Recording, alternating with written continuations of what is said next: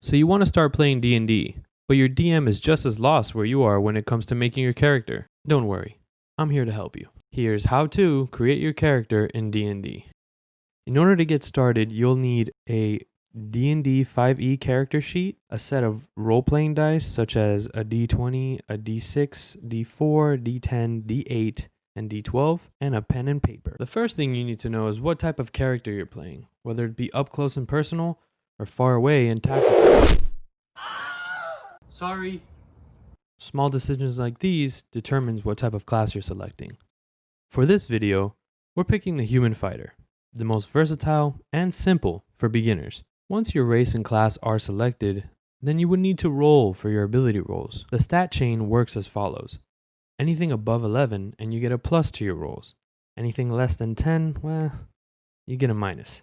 To start these rolls, you need a d6. You roll a total of 4 times. Kobe. You would repeat this process another 5 times. Once you rolled, add up the top 3. I should probably explain to you what each stat signifies. Strength determines how strong you are. Dexterity determines how fast and nimble you are. Constitution determines how healthy you are. Intelligence determines how smart you are. Wisdom determines how wise you are. And charisma determines how social you are.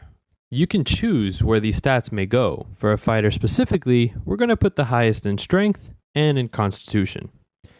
Now that you have your stats, go ahead and write down your skill modifiers. These numbers are determined on a character sheet here.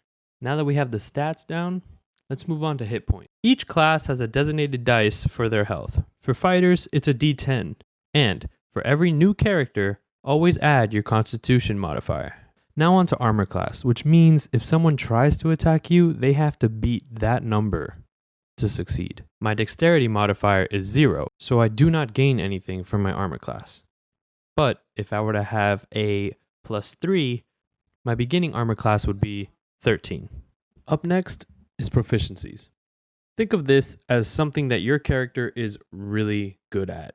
At level 1, you always start with a +2 proficiency bonus, and it increases the more you level. Up next, initiative. You can't go into battle without knowing who goes first, right? It's always going to be your dexterity modifier, so just go ahead and put that on there.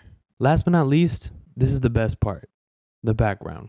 This is where you can dive into your character and give him or her a sense of who they are, whether they are a soldier or a knight, or if you even want to get dark, they can be a haunted one. It's completely up to you. And for the most part, your character's created. It's that simple.